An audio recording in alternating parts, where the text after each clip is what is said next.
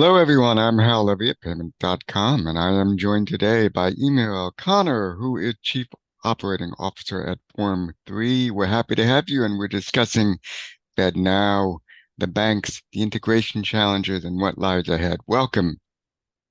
Thank you very much, Hal. Delighted to be here. Happy to have you. So, FedNow, as of this conversation, has been around for a scant few weeks here in the US. And the promise versus the reality may be two different things, but I'd like your insight into some of the general integration challenges that FIs face right now, but what they're also going to face as they are embracing what FedNow is supposed to do, which is certainly make payments faster, but there's a little bit of catch up that needs to be done. What are your thoughts? Yes, absolutely. So I think, as is often the case, and certainly what we've seen in other markets, is that the biggest integration challenge for many banks and financial institutions is not so much the access to the new payment system itself, where in fact most banks do often choose to buy this non-proprietary capability externally. The biggest challenges are more often than not within the bank's own internal systems and processes within their back offices. These were never deployed to operate in a real-time environment. And as such, if banks haven't yet made that investment to update their back offices, to implement modern cores and platforms, this is where the integration challenges are by far the greatest, and certainly where the focus of banks' own deployment efforts are most likely to be. When we're looking at banks, what's going on in the back office, are there specific pain points? We've been touching a little bit on the technical ones. I wonder if there might even be some, let's call it human mindset pain points that are there in the mix, because like we both know, bank legacy systems and operational processes have been there for decades. And nobody seems to be, it's not an easy task to do this. So let's talk a little bit about the mindset shift that might lead the way toward a platform approach and maybe working with in sync with providers to get beyond the on-ramp. What are your thoughts there? So I completely agree. And I think, one of the definite kind of significant pain points for many banks in this change to real time and a real time environment is without a doubt their customers' expectation, and that customer expectation delivered via their apps and in real time. And that is very much an expectation of, the immediate application, reconciliation, and access to funds, particularly where previously back office systems perhaps ran in batch, or update processes were done in the background that were invisible and that weren't time sensitive. This is a significant hurdle that many banks will need to overcome, and particularly as well because real-time payments are, of course, 24/7, 365 from an activity point of view, and that activity requires a response, not just a response, but an immediate response, and that customer has the expectation and the ability to view that in real time as well. And I think that is one of the significant areas for banks and FIs looking at retail payments. With the ever shifting expectations of the end user, banks have, as you said, there almost has to be an instantaneous reaction. Number one. Number two, there has to be an anticipation about what might be on the cusp or what is coming. So tell me a little bit about how a platform approach or platform-centric approach starts to do two things. Deals with what needs to happen to be connected, but also starts to future-proof what is going to come. Yeah, no, absolutely. So, a platform approach like ours at Form 3 typically provides a multitude of benefits, and most are focused in reality on the provision of non-proprietary functionality to all banks on the platform.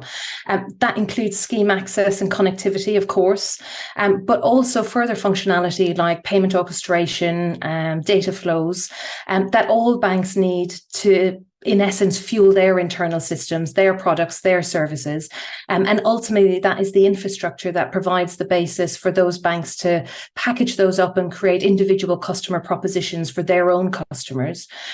Clearly, another significant benefit is the fact that, a platform like Form3 also operates a fully managed service.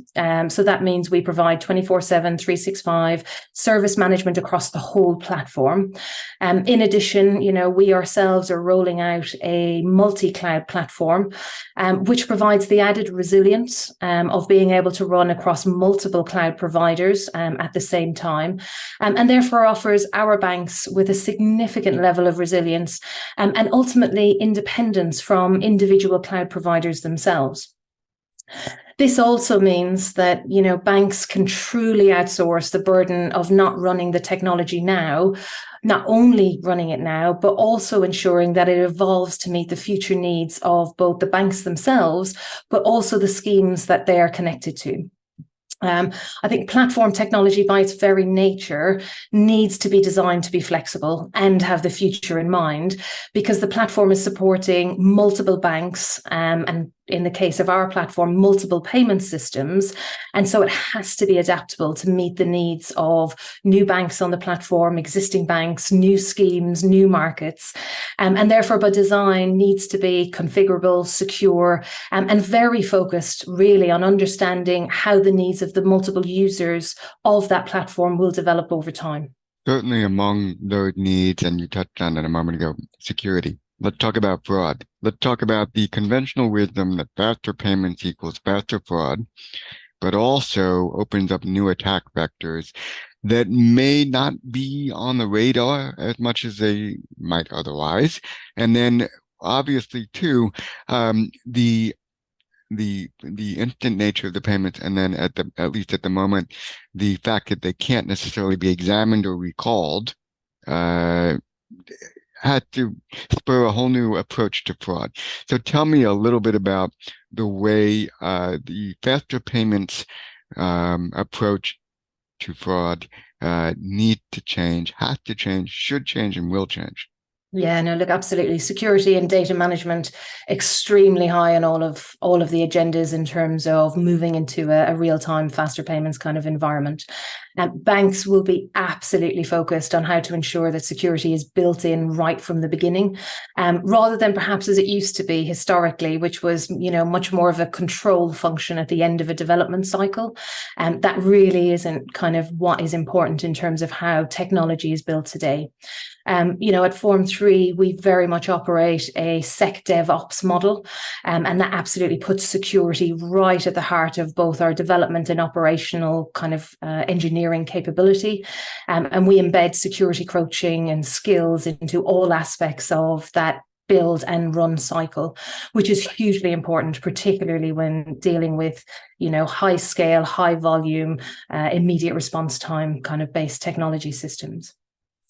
Data is an extremely interesting element. And I think banks will very quickly, as we move into a real-time environment, look at and really understand the ability and the importance of sharing data with their scheme counterparts. And in particular, as you mentioned, this is in relation to fraud. Certainly, we have seen in the UK, we have seen in Europe that there is increased vulnerability to fraud, particularly push payment fraud in real-time payments environments. That is because it is very difficult to spot fraud in real time. And a lot of the fraud systems, processes that banks will have been accustomed to using in other payment methods won't be the same ones that can be used in a real-time environment.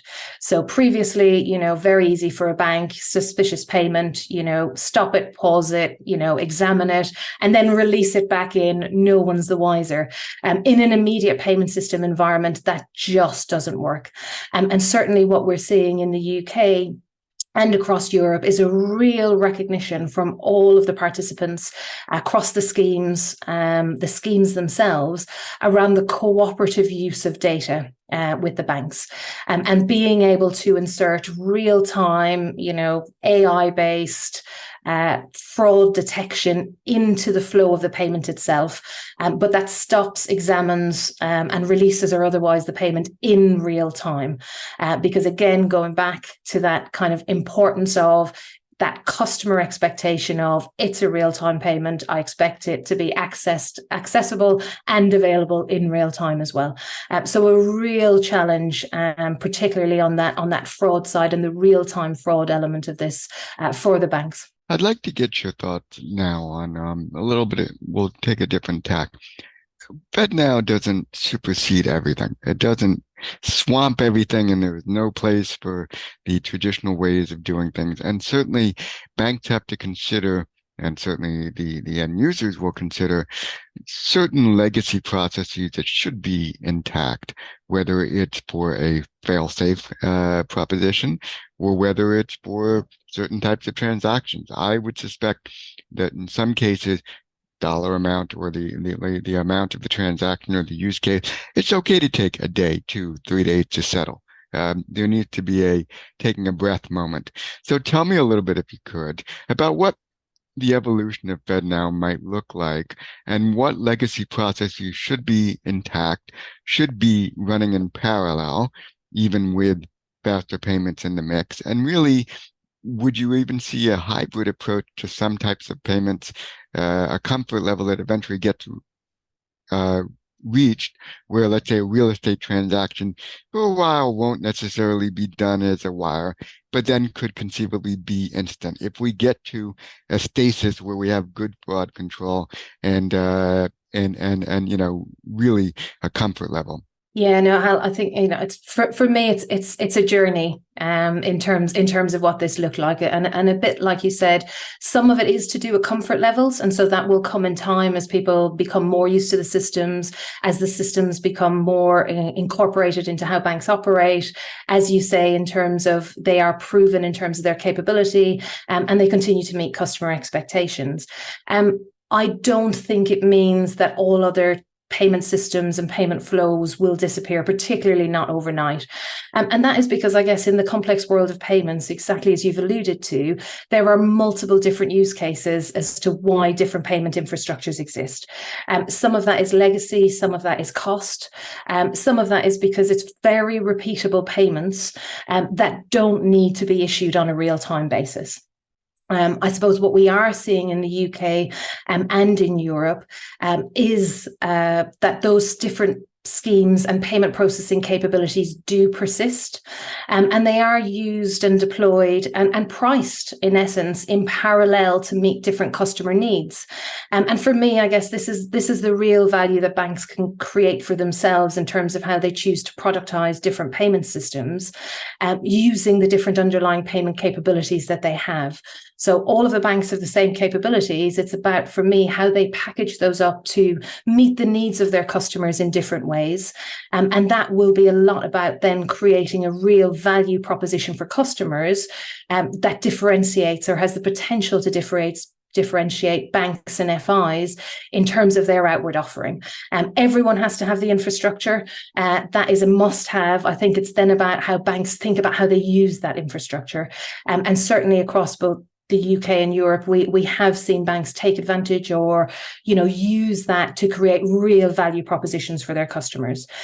Whether that was, the movement of the disbursement of funds, at the end of the day to it being real time, and, allowing different models therefore of liquidity as well for their onward customers. So a hugely interesting, I think, opportunity for banks to think about the real products and services that they create on top of this infrastructure. That's a great point to have. You got to have the infrastructure, but what you do with it is going to be the differentiator. So yeah, that's a good point. Where we go from here might be quite interesting. The last question is yours. What have I missed that we haven't talked about yet that you'd like to address? So I think one of the big things from my side, and I guess we did touch on it from a platform point of view, but I think one of the big things that we've seen as, Form 3 over the last 7 years is the importance or the real tangible value that a platform approach can bring to the speed of integration for banks and FIs, particularly as they adopt to new payment schemes. And that is because actually platforms typically by their nature onboard and integrate multiple banks into multiple schemes, but from the same platform. And that means that platform providers have the ability to really create scheme-focused test packs and scenarios that will typically cover, 90% plus of any individual bank's requirements and scheme testing requirements. And so therefore a real tangible ability to minimize that integration effort for all of the parties involved. And that's a significant advantage for any bank that is accessing a payment scheme, particularly a new payment scheme for the very first time. Well, great. Well, thank you for that. And certainly the platform seems like it saves some trouble and some of the key pain points we've been discussing. I want to thank you very much for the conversation and for the insight, and we'll look forward to doing it again. Excellent. Thank you very much, Hal. I've really enjoyed it. Likewise. Thanks very much. Have a wonderful day. And you.